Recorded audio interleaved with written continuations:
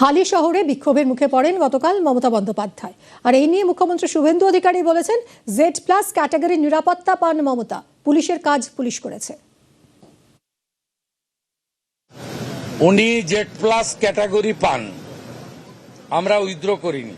Director of সিকিউরিটির senior officer এখানে আছেন, আমি ওনাকে নেমেই জিজ্ঞেস করেছিলাম জি ইজ দেয়ার এনি কমিউনিকেশন। তারা বলেছেন কমিউনিকেশন আমাদের কাছে ছিল না। তবুও আমি টিভি ছবিতে যেটুকু দেখেছি, সিনিয়র পুলিশ ডিসির নেতৃত্বে পুলিশরা তাকে প্রপারলি সাপোর্ট দিয়েছে। পুলিশ তো এত বড় অ্যারেঞ্জমেন্ট করেছে দেখলাম, যেটা তো উনার পাওয়া, উনি এখন ওই ক্যাটাগরিতে পড়েন কিনা সন্দেহ আছে। কিন্তু আমাদের নির্দেশ আছে, প্রাক্তন মুখ্যমন্ত্রী 15 বছর ছিলেন, বয়সও হয়েছে, উনাকে যতটা সম্ভব পূর্ণ নিরাপত্তা এবং উনার সম্মান রাখা উচিত, সে কাজ পুলিশ করেছে। পুলিশ কিছু খারাপ কিছু করেনি। রাজনীতি করার চেষ্টার অভিযোগ মমতাকে নিশানা শুভেন্দু। আমি বিজেপির কোনো পরিচিত মুখকেও দেখিনি, ঝান্ডাকেও দেখিনি। এখন উনি বাড়ির লোক বলছে আমরা ডাকিনি, উনি যুক্ত হন চাই না। আর উনি বলছেন যে আমি ওই কার্বাইড দিয়ে কাঁঠাল আম পাকানো হয় না, জামাই ষষ্ঠীর আগে বেশি হয়, জোর করে ঢুকে চাইছেন যে লকআপে মেরে দিয়েছে, বিজেপি মেরে দিয়েছে, তৃণমূলের সম্পদ। আর বাড়ির লোক বলছে যে আমার তো প্রশাসন পুলিশের উপরে স্যাটিসফাইড, আমরা রহস্য উন্মোচন হোক চাই, সরকার এবং পুলিশই আমাকে বিচার দিতে পারবে, মমতা ব্যানার্জি বিচার দিতে পারবে না, তার বাড়ির লোক বলছে। আর আপনি ওখানে ছুটির দিন একজন লয়ারকে সঙ্গে নিয়ে রাজনীতি করতে গেছেন পুলিশকে না জানিয়ে। তো উনাকে বলবো, আপনাকে ওই বাড়ির লোক দরজা বন্ধ করে দিচ্ছে, আপনি বলছেন যে না আমি দরজা ভেঙে ঢুকবো। এই কাজগুলো করবেন না। হালি শহরের ঘটনায় মমতাকে কটাক্ষ মুখ্যমন্ত্রীর।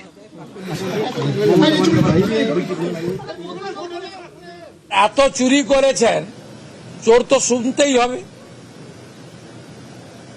এরপর থেকে কানে ওই আপনার হেলিকপ্টারে চড়লে লাগিয়ে দেয়, ওইগুলো ব্যবহার করুন আপনি, তাহলে চোর শুনতে পারবেন না। বিজেপির পতাকাও ছিল না, বিজেপির কর্মীরাও ছিল না। এত বিপুল জনরোষ, আপনি তো আজকে অভয়ের বাড়িতে যেতে পারতেন ক্ষমা চাইতে, একটা গামছা নিয়ে যেতে পারতেন, গলায় গামছা দিয়ে বলতে পারতেন এটার উপর দিয়েই তো গেছেন, রত্নাদি ভুল করেছি ক্ষমা করুন। আমার বিশ্বাস ইনি ক্ষমা করে দিতেন হয়তো, বা করতেন কিনা আমি জানি না। তা না করে আপনি ওখানে গেছেন।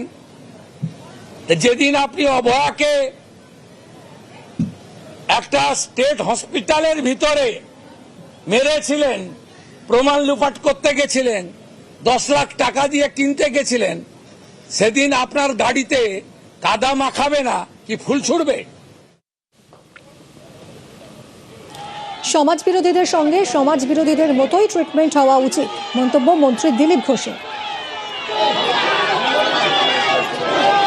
আমি তো ইট খেয়েছি, আমার গায়ে এখনো দাগ আছে, আমার গাড়ি কতবার ভেঙেছে, আমরা তো সহ্য করে এসেছি। সেখানে যারা হাই তোবা করছে তারা হচ্ছে সবচেয়ে বড় ক্রিমিনাল, যারা টিএমসির অত্যাচার নিয়ে কোনোদিন মুখ খোলেনি, কাপুরুষের দল। আমরা যখন দিনের পর দিন মার খেয়েছি, 250 লোককে ফাঁসি দিয়েছে, ঝুলিয়ে দিয়েছে, তখন এই মানবতা কোথায় ছিল? ডিমের জন্য প্রাণ যাচ্ছে। যেন এইসব মানবতার কথা বলবেন না, সৌজন্যতার কথা বলবেন না।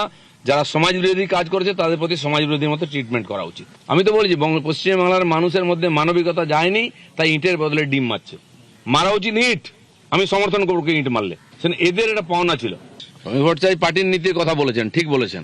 আমি যেটা বলছি ঠিক বলছি, যে বুঝতে পারবে না তাকে বোঝাবার দায়িত্ব আমার আছে, আমার কাছে পাঠান। যারা বাড়িতে বসে আছে বউর আঁচলের তলায়, তারা নৈতিকতার কথা বলবে। আর দিলীপ ঘোষ শুনে নেবে যে 10 বছর কাঁটার উপর দিয়ে হেঁটে গেছে, এই অ্যান্টি সোশ্যালদের বিরুদ্ধে লড়াই করেছে।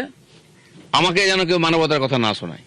আমি তো আমার কর্মীদেরও ধন্যবাদ দেবো, আজ পর্যন্ত ওরা ইট পাটকে লাঠি নিয়ে দাঁড়ায়নি রাস্তায়। আমাকে তো রোজ দাঁড়ানো হতো, গাড়ি ভাঙা হতো। কতজন বুদ্ধিজীবী তখন রাস্তায় নেমেছিল প্রতিবাদ করতে? ন্যাকার দল।